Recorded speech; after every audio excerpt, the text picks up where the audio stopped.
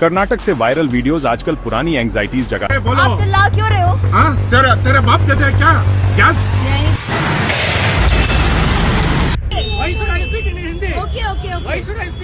ये क्लिप्स आम लोगों को दूसरे इंडियन सिटीज में काम करने के बारे में सोचने पर मजबूर कर देते हैं। क्या जॉब के लिए मूव करना सच में सेफ है? क्या मुझे एक्सेप्ट किया जाएगा या मुझे हॉस्टिलिटी फेस करनी पड़ेगी? लैंग्वेज, आप देखिए, इंडिया में बहुत बड़ी डील है। ये सिर्फ अपनी बातें कहने या इंस्ट्रक्शन समझने की प्रैक्टिकल एबिलिटी के बारे में नहीं है। ये डायरेक्टली लिंक्ड है कि आप कौन हैं, आपका कल्चर, आपकी हेरिटेज, आपकी आइडेंटिटी, ये सब अक्सर आपकी मदर टंग से एक्सप्रेस होती है। नए लोगों के लिए नई लैंग्वेज सीखना एक डॉन्टिंग चैलेंज हो सकता है, और लोकल लैंग्वेज न जानने से आप हमेशा एक आउटसाइडर जैसा फील कर सकते हैं, कनेक्ट करने में स्ट्रगल करते हुए। ये वायरल वीडियोस भले ही कभी-कभी सिचुएशंस को सेंसेशनलाइज करते हों, बहुत ही रियल और लेजिटिमेट डर को छूते हैं।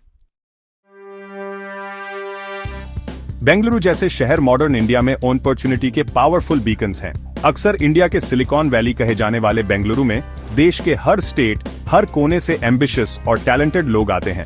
यंग लोग जो एस्पिरेशंस और ड्रीम्स से भरे होते हैं, बेहतर जॉब प्रोस्पेक्ट्स, हायर सैलरीज और एक डिफरेंट, शायद ज्यादा डायनेमिक क्वालिटी ऑफ लाइफ की तलाश में यहाँ आते हैं। लेकिन ये रैपिड अर्बनाइजेशन और लार्ज स्केल माइग्रेशन अपने साथ चैलेंजेस भी लाते हैं। शहर के रिसोर्सेज अपनी लिमिट्स तक खींच जाते हैं। इसका इंफ्रास्ट्रक्चर, जिसमें रोड्स, पब्लिक ट्रांसपोर्टेशन और पानी की सप्लाई जैसी जरूरी सर्विसेज शामिल हैं, अक्सर बढ़ती पॉपुलेशन के साथ कीप पेस करने में स्ट्रगल करता है।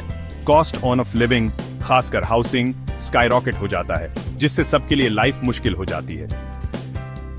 लोकल पॉपुलेशन, बेंगलुरु के केस में कन्नडिगा, नेचुरली इन बदलावों का बढ़ता प्रेशर महसूस करने लगते हैं। वो देखते हैं कि उनका शहर अनबिलीवेबल पेस से बदल रहा है। कभी कभी उन्हें लगता है कि ये ट्रांसफॉर्मेशन इतनी फास्ट हो रहा है कि वो अडेप्ट नहीं कर पा रहे। इन बढ़ती लोकल चिंताओं और एंजाइटीज के डायरेक्ट रिस्पॉन्स में कर्नाटक गवर्नमेंट ने हाल ही में एक जॉब रिजर्वेशन बिल प्रपोज करके एक बड़ा कदम उठाया। कन्नड़ बोलने वाली पॉपुलेशन है, कुछ एम्प्लॉयमेंट सेक्टर्स में, खासकर स्टेट में ओन ऑपरेट करने वाली प्राइवेट कंपनीज में क्लियर प्रेफरेंस देना। इस बिल के पीछे का आइडिया ये है कि लोकल लोगों को अपने ही स्टेट में हो रहे बड़े इकोनॉमिक डेवलपमेंट से टेंजिबल बेनिफिट्स मिले। बिल के सपोर्टर्स का तर्क है कि ये एक नेसेसरी और जस्टिफाइबल स्टेप है लोकल लाइवलीहुड्स को प्रोटेक्ट करने और नेटिव पॉपुलेशन की अपने फ्यूचर प्रोस्पेक्ट्स को लेकर फैली एंजाइटीज को इफेक्टिवली एड्रेस करने के लिए। बिल ने लेकिन लगभग तुरंत ही काफी बैकलैश और वाइड स्प्रेड डिबेट शुरू कर दी। अलग अलग साइड्स से क्रिटिक्स ने स्ट्रांगली आर्ग्यू किया कि डोमिसाइल या लैंग्वेज पर बेस्ट ऐसे रिजर्वेशंस मेरिटोक्रेसी के फंडामेंटल प्रिंसिपल के खिलाफ हैं। उनका कहना था कि कंपनीज को हमेशा बेस्ट अवेलेबल टैलेंट को हायर करने की आजादी होनी चाहिए, चाहे इंडिविजुअल का लिंग्विस्टिक बैकग्राउंड या स्टेट ऑफ ओरिजिन कुछ भी हो।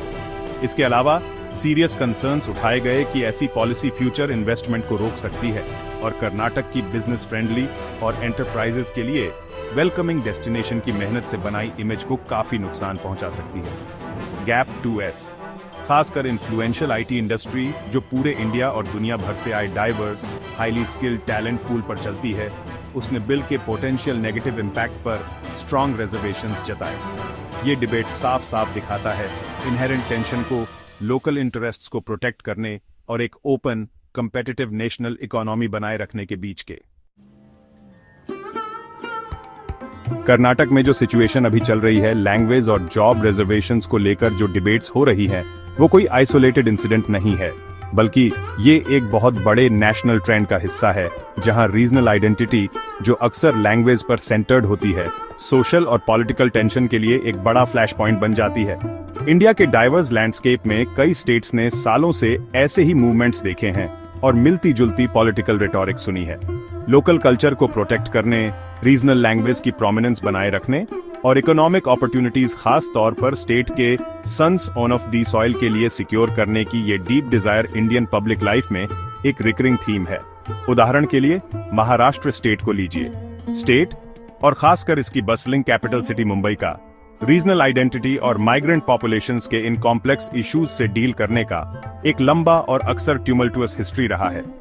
शिवसेना जैसी पॉलिटिकल पार्टीज और बाद में राज ठाकरे की महाराष्ट्र नवनिर्माण सेना (MNS) ने मराठी प्राइड की फाउंडेशन पर अपने पॉलिटिकल प्लेटफॉर्म्स बनाए हैं और कई बार स्ट्रॉन्ग एंटी माइग्रेंट रेटोरिक का इस्तेमाल किया है। इसी तरह सदर्न स्टेट तमिलनाडु की एक बहुत स्ट्रॉन्ग लिंग्विस्टिक आइडेंटिटी है और हिंदी के इम्पोजिशन के तौर पर जो वो देखती है उसका जोरदार विरोध करने का उसका वेल डॉक्यूमेंटेड हिस्ट्री है। कर्नाटक, महाराष्ट्र और तमिलनाडु के ये डाइवर्स एग्जाम्पल्स साफ दिखाते हैं कि कोर इशू अक्सर सिर्फ लैंग्वेज से कहीं ज्यादा होता है। ये फंडामेंटली आइडेंटिटी और बिलोंगिंग की एक ज्यादा बड़ी, ज्यादा गहरी भावना के बारे में है। पॉलिटिकल एक्टर्स इन सेंटिमेंट्स की इमोटिव पावर को पहचानते हुए अक्सर चुनावी फायदे के लिए इनका एक्सप्लॉइट करते हैं और अंडरस्टैंडिंग और हार्मनी प्रमोट करने के बजाय डिफरेंसेस को एम्प्लीफाई करने और एंग्जाइटीज को भड़काने का रास्ता चुनते हैं। ये बढ़ता हुआ डिवाइड, जिसे अक्सर नॉर्थ साउथ रिफ्ट के तौर पर देखा जाता है, लेकिन जो रीजन्स के अंदर या पड़ोसी स्टेट्स के बीच टेंशन्स के रूप में भी दिखता है, देश के फ्यूचर के लिए एक सीरियस चिंता की बात है। दशकों से ये फॉल्ट लाइंस अनफॉर्चुनेटली ज्यादा प्रोमिनेंट हो गए हैं, जो अक्सर डिवाइसिव पॉलिटिकल रेटोरिक से फ्यूल्ड होते हैं और अंडरलाइंग इकोनॉमिक एंग्जाइटीज से और बढ़ जाते हैं। ये परसेप्शन, चाहे एक्यूरेट हो या नहीं, कि एक रीजन दूसरे की कीमत पर अनफेयरली बेनिफिट कर रहा है या एक कल्चर दूसरे पर अनफेयरली इंपोज किया जा रहा है, इससे रिसेंटमेंट और मिसट्रस्ट पैदा होता ही है। ये सिर्फ लैंग्वेज के बारे में नहीं है, ये perceived power imbalances, due recognition के लिए स्ट्रगल और डाइवर्स कम्युनिटीज के बीच म्यूचुअल रिस्पेक्ट की फंडामेंटल जरूरत के बारे में है।